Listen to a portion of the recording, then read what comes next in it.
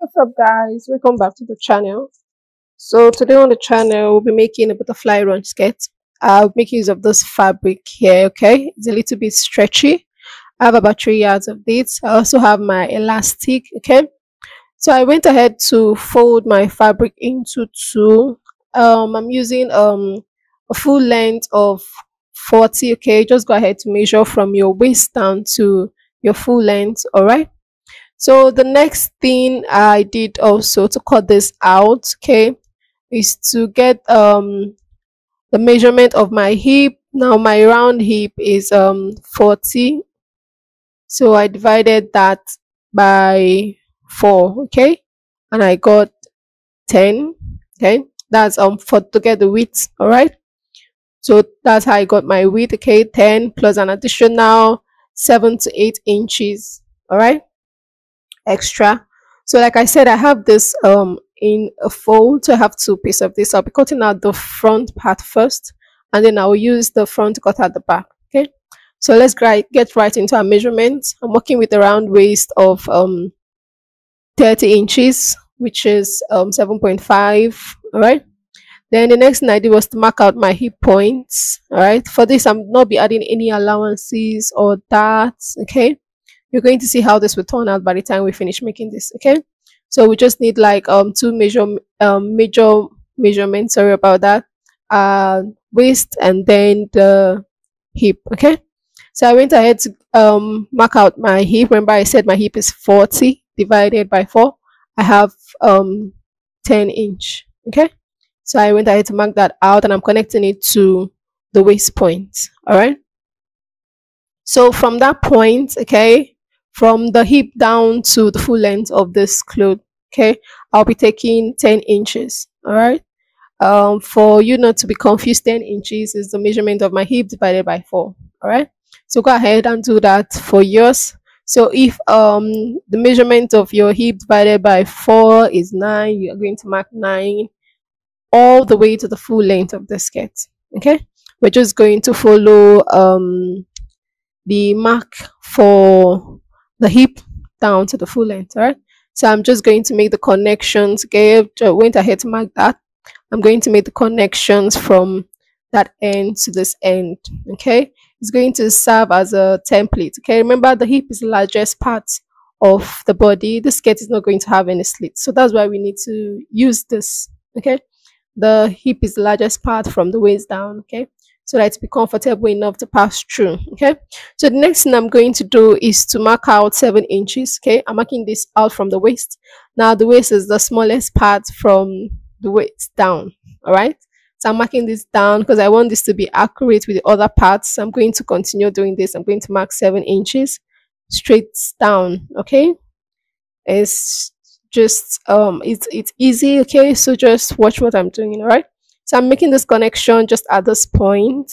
All right, and then from that point I'm just going to cut it out.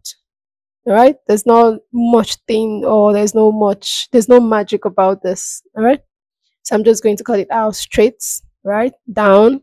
Remember I said I used 7 inches. Now if you want your ruffles to be more, you can decide to use more than 7 inches. Sorry, can decide to use more than 7 inches. Can use 8, can use 9, whatever works for you. Okay, but let it not be too much so it's not all there. All right, so we're going to repeat this marking at the other part. Okay, now I'm making my marking at the front parts of my material. Okay, because I'll be sewing at the front, so I need this marks to be in front.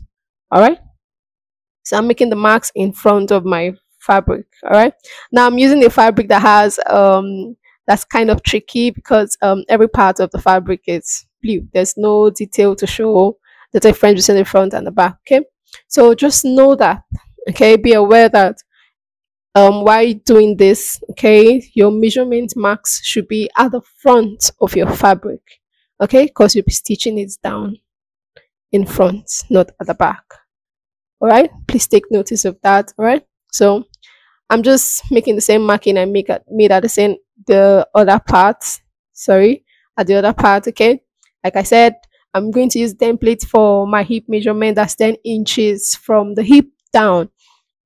Okay, please make no mistakes. Okay, the measurements will just start from the hip. Okay, not from the waist. The waist measurement has its own different measurement. Okay, if you start the hip measurement from the waist, it's going to be too big. Okay, so I went ahead to fold in another fabric to cut out our back piece. Okay, and I placed the front there. So I left about 1 inch for my zip allowance. Okay, so there's no extra thing. We're not marking anything different from the back or the front apart from the zip allowance. Okay, so I just left 1 inch for that. Okay, like you can see, and I went ahead to pin this down. All right, the next thing I'll do is to cut it out. Okay, like I said, there's no much difference between the back and the front apart from our zip allowance. Okay, the there will be no dart, like I said. There is no dart, there's no slit. So ensure you're following my measurements. Okay, following the measurements I'm giving rather correctly. Do not use my body measurement. Okay, use your body measurement. Okay, ensure you take your body measurement and then make use of this. All right, so I'm just going to cut this out. All right, so we finished everything concerning our cutting. We have this. Okay, after cutting down, so at the point where I marked my waist point, my waist, yes, so I'm going to make a notch there. You can decide to just give it a little slice. Okay, just to make a mark there. Okay, that will serve as a template for fixing our band and other stuff.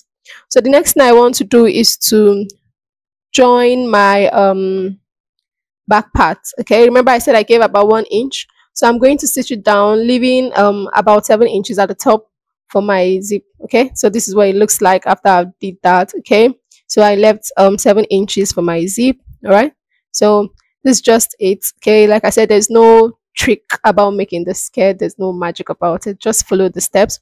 So the next thing we're going to do is to hem. Okay, we're going to hem all the parts of it. So from the line, the mark we made, the notch I made, I'm going to fold this in by 1/2 inch and make another fold. Right, so we have this. I went ahead to do this for the front piece. Okay, so the next thing we're going to do is to be joining our front piece to our back piece. Okay, now for this we're going to be placing it front facing front. Okay, because we're just making a little stitch to join this together first. Okay, so I'm just going to place this correctly. Okay, so at that point where the notch is, we're just going to make a little. Okay, it shouldn't be too much. All right, so this is it. This is what it looks like after I stitched it down. All right, so our skirt is coming out gradually. The next thing is to follow the lines in front. Okay, make a stitch and then make another stitch at the other end. Then I'll be giving about 1/2 inch. Okay, make another stitch, sorry, for my elastic casing with 1/2 inch. Okay, and I'll do that for the other end. Okay, so this is what I mean, this is what it looks like. Now if you're working with an elastic that is bigger than mine, you can decide to use 1 inch. Okay, just for me, I'm working with an elastic of 0.5 inch. Okay, so I'll just fix my band and my zip next. This is what I have. All right, we're almost through with making the skirt. Okay, the next thing I want to do is to pass my elastic through my elastic casing. Now to know the elastic, like the length of elastic to use, sorry, you just need to take the measurement of where you want your skirt to stop.